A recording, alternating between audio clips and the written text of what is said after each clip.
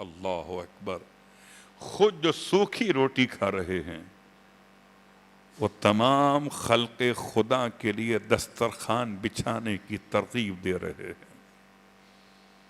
اور اب آئیے امام جعفر صادق علیہ السلام کی بارگاہ مقدس ایک جملہ آپ کی خدمت میں.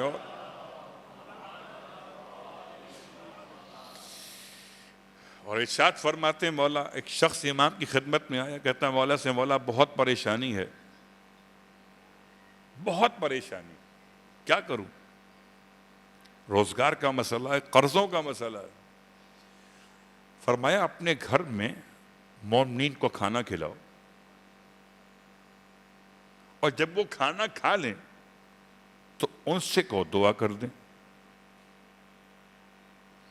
ہمارے یہاں دعا کرنے کا شاید اب رواج ہے نہیں، تو چونکہ بات سے بات نکل آئی ہے اس لیے میں بات کو مکمل کر رہا ہوں. لوگ کھانا تو کھا لیتے ہیں، دعا نہیں کرتے. اس کے گھر میں کھانا کھائیے، اس کے حق میں دعا کیجیے. ہمارے یہاں دعا کا رواج نہیں ہے. شادی ہو، بیاہ کی تقریبات ہوں یا غم کی عنوانات ہوں، کھانا کھا لیتے ہیں، دعا نہیں کرتے. لیکن بعض علاقوں میں ہے، اچھا عیب سمجھتے ہیں دعا کرنا. لگتا ہے کوئی مولوی صاحب آ گئے، اب یہ دعا کرائیں گے. اور دعا کا ملا سے کیا تعلق؟ دعا کا اللہ سے تعلق. اللہ اور ہے، ملا اور ہے. تو یاد رکھیے، کھانا کھانے کے بعد دعا. امام ارشاد فرماتے ہیں جاؤ اپنے گھر انتظام کرو. کہتا ہے مولا گھر میں کھانے کو نہیں ہے. اب مجھ سے فرماتے ہیں میں لوگوں کو گھر بلاؤں کھانے کے لیے. امام نے ارشاد فرمایا تمہارے گھر میں ایک تکیہ ہے، تکیہ سرہانہ، جو 11 درہم کا مارکیٹ میں بک جائے گا. جاؤ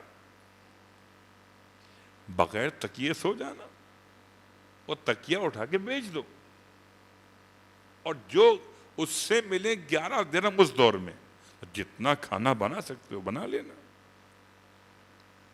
اب کیسے منع کرے؟ امام نے تو بستر تک اس کو پہنچا دیا. اصل بات پڑھے محمد والے محمد پر. اب کیسے منع کرے؟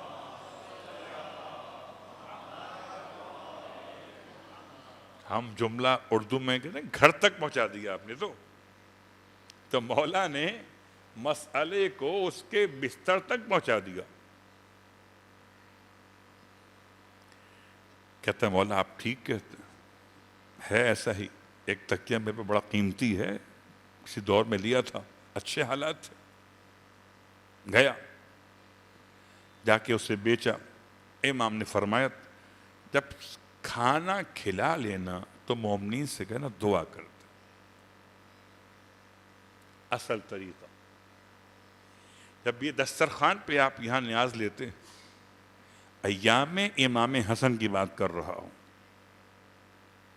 یکم سے 10 صفر تک جو یہ مجلسیں ہو رہی ہیں، اس میں دسترخوان لگ رہا ہے.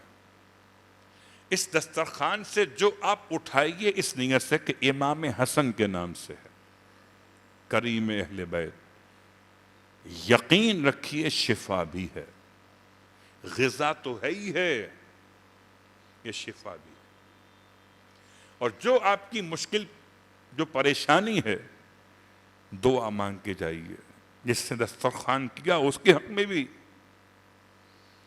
اور آپ اپنے حق میں بھی. آج کی حد تک بات کو روکتا ہوں، باقی باتیں انشاءاللہ کل. فرش عزائے امام حسن مجتبیٰ ہے. ایسا مظلوم امام ہے جس کے بابا بھی مظلوم، جس کی ماں بھی مظلومہ، جس کے بھائی بھی مظلوم، جس کے بیٹے بھی مظلوم، جس کا بھتیجا بھی مظلوم. اللہ اکبر. جس کی بھتیجی بھی مظلومہ